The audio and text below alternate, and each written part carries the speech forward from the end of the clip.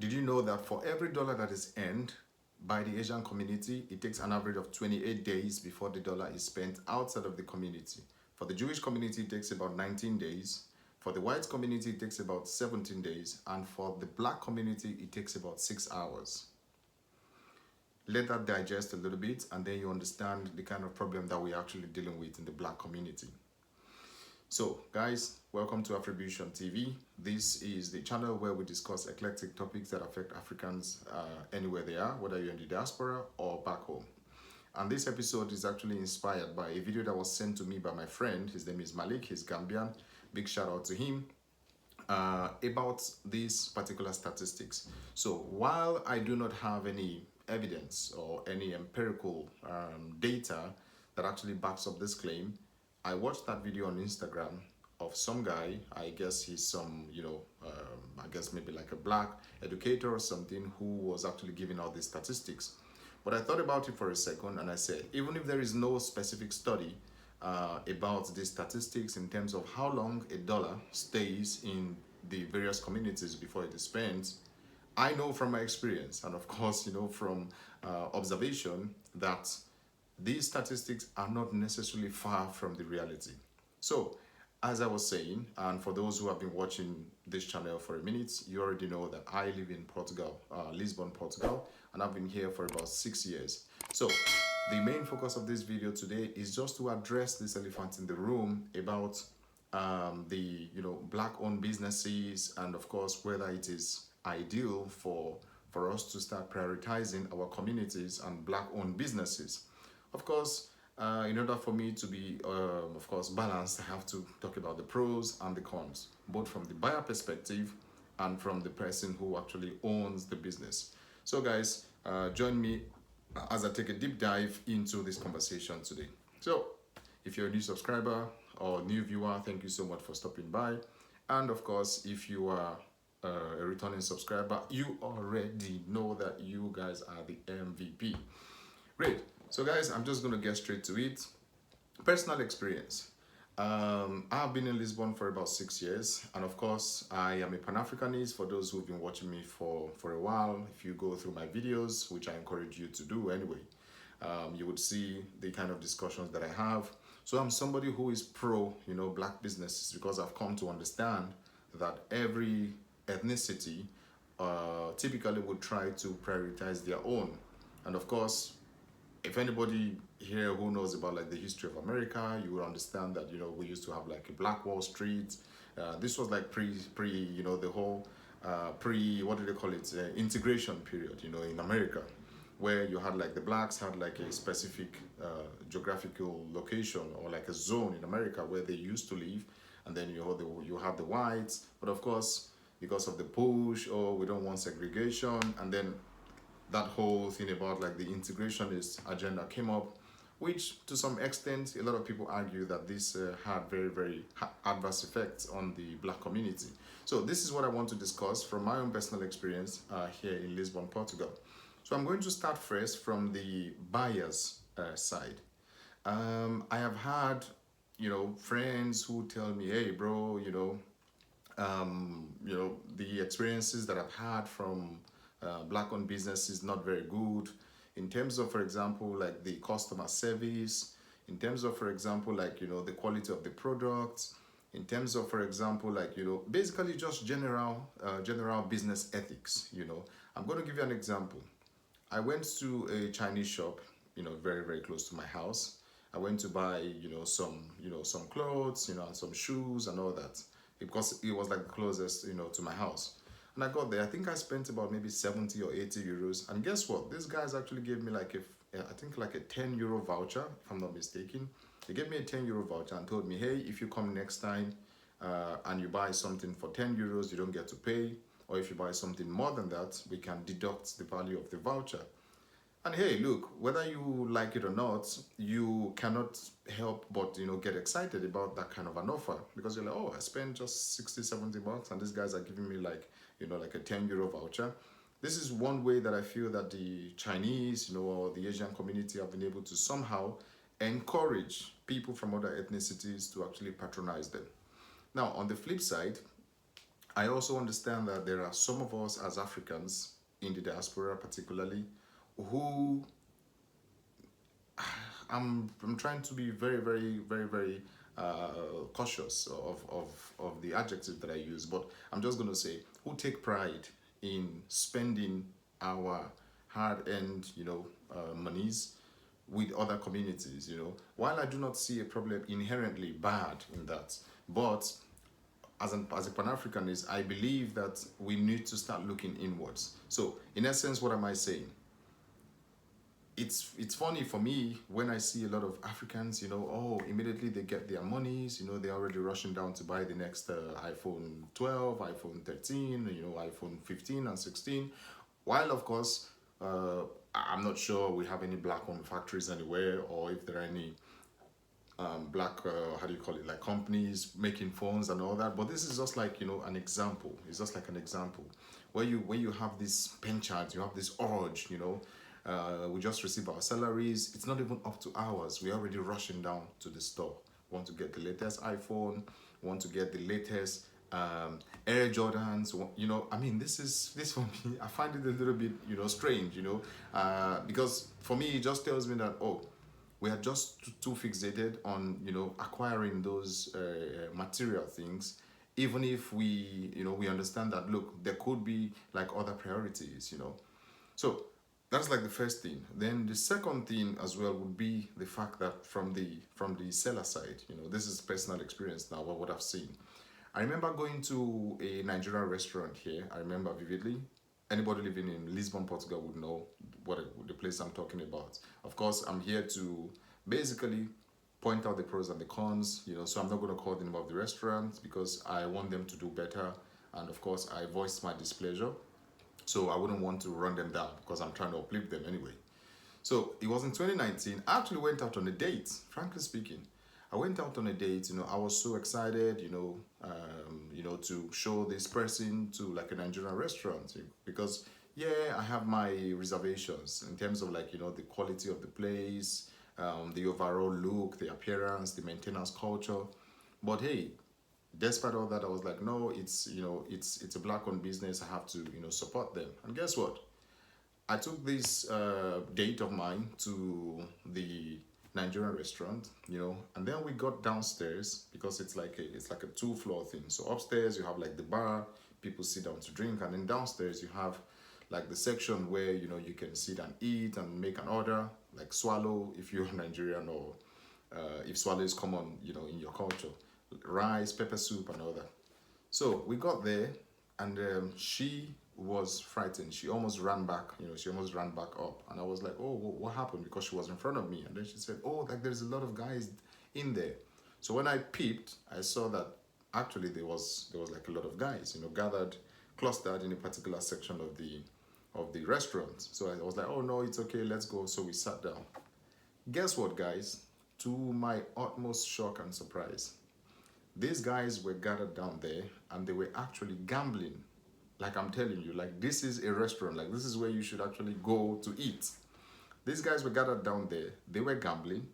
And of course, when it's like a gambling atmosphere, it's usually very tense. So every minute this girl was, she was stressed, you could tell, because these guys were shouting, there was disagreement, because of money and stuff like that. For me, it was a huge mess and it was a very, very big embarrassment. But of course, I was like, okay, perhaps, maybe the owner is not aware.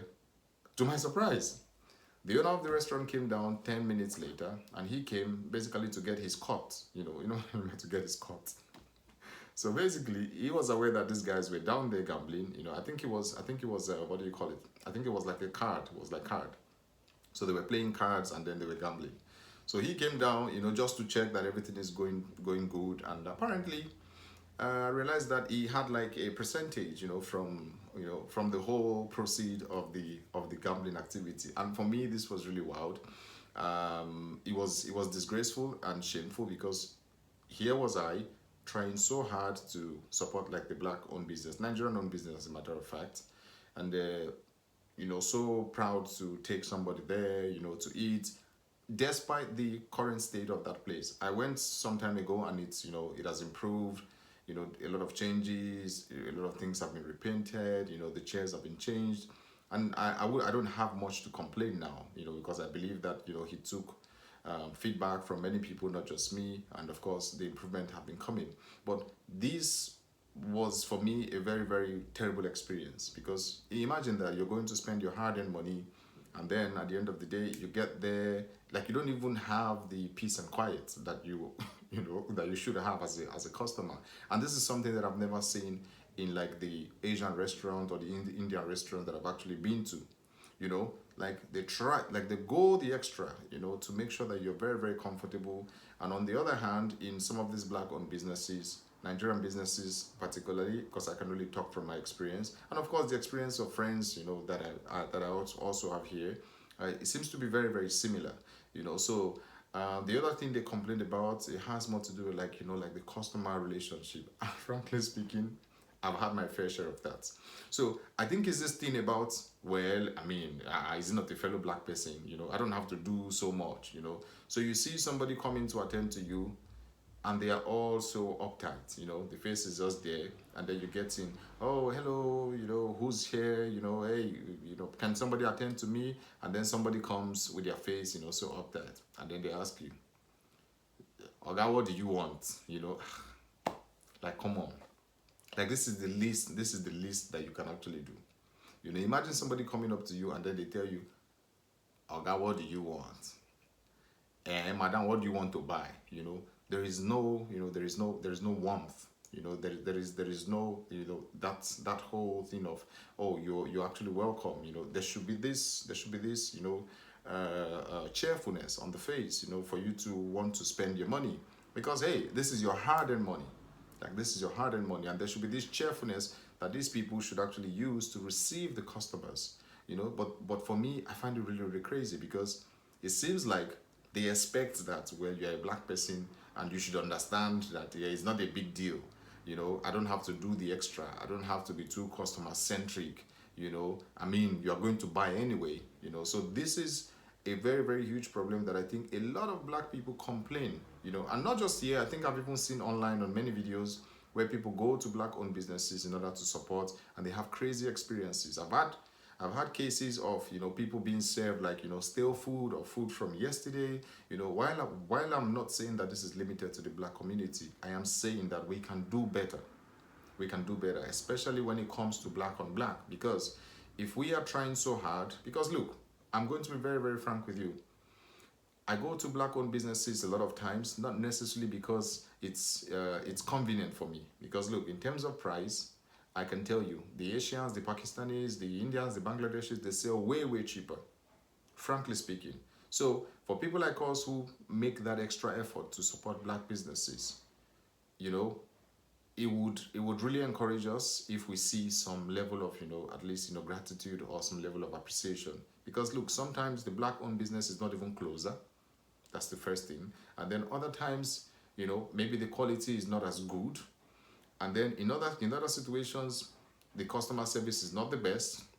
And then most importantly, you find out that these black owned businesses, their products are not actually cheap. There is another Nigerian owned business, you know, in Lisbon here. This time around, this one is actually owned by actually two of them. Two of them. I've had different experiences, bro. You have no idea. I called and I was like, hey, you know, I'm coming with somebody. We want to like, you know, have like lunch over there. What do you have? And then she said, oh, I get oha, I get okra, I get this, I get. I was like, okay, cool.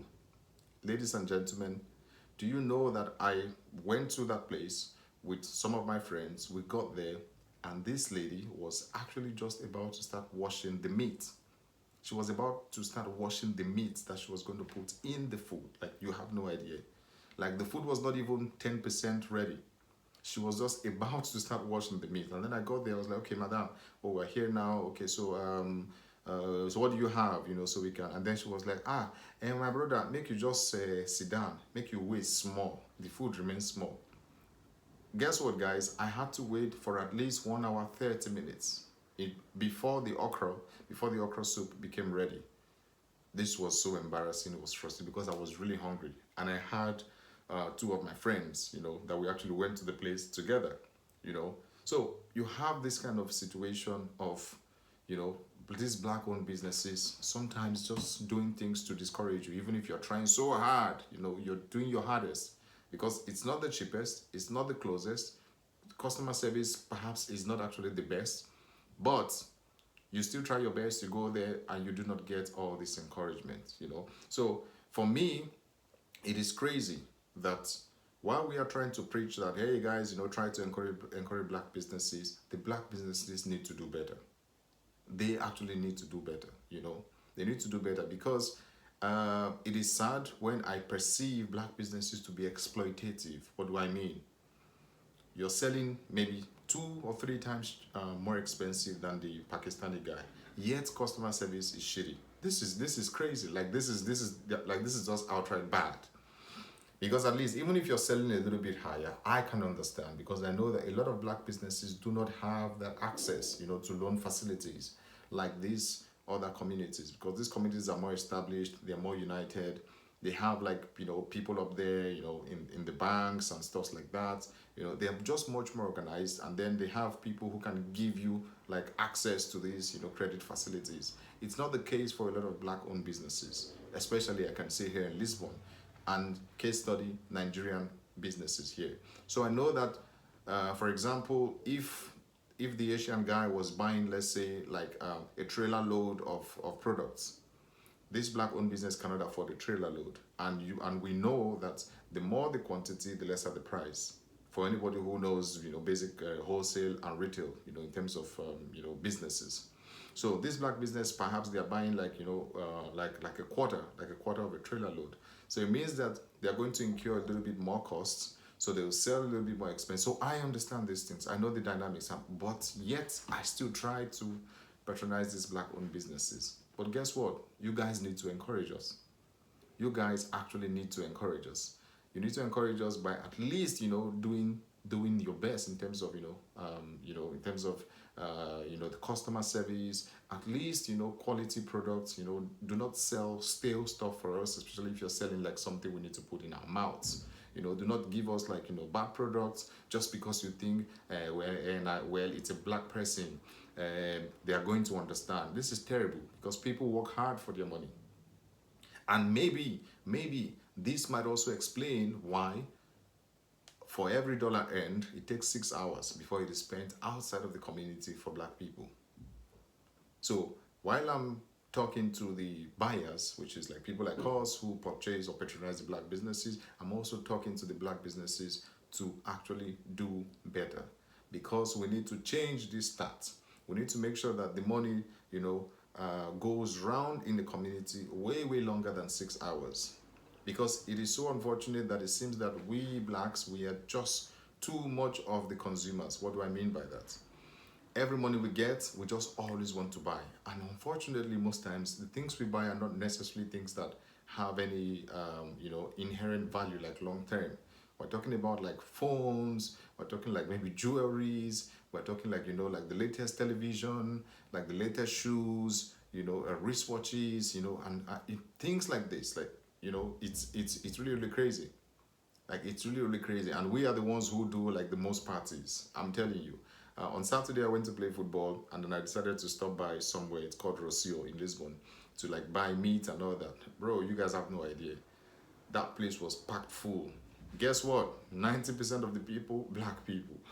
I'm telling you, like bro. And from what I heard, like it's always like that. Like we eat a lot of meat. Like we eat a lot of meat. Look, this in itself is not a problem. But what I'm saying is that once we have that money, then we are always thinking, oh, let's spend it, let's spend it, let's spend it. And you know, even the meat shop, of course, is not black owned. We go there, we buy 10 kilos, 15 kilos, you know, 7 kilos, 8 kilos. And then, of course, we go to buy our beer, and it's, you know, and it's all fun. So, hey guys, this is me, Don. I just thought this was a very important topic to actually raise. And I'm hoping that we learned one or two. And most importantly, from the buyer side and from the seller side, we need to do better, and we need to collaborate a little bit more in order to ensure that we can grow our community to the point where we can become self-sufficient in terms of, you know, having like, you know, our own black schools, our own let's say meat shops, you know, things like this, you know, things like this. And I believe that this is possible with the right, you know, information, sensitization, and collaboration. So guys, thank you so much for stopping by today. And please, if you have not subscribed, consider subscribing, and I'll catch you on the very next one. Peace.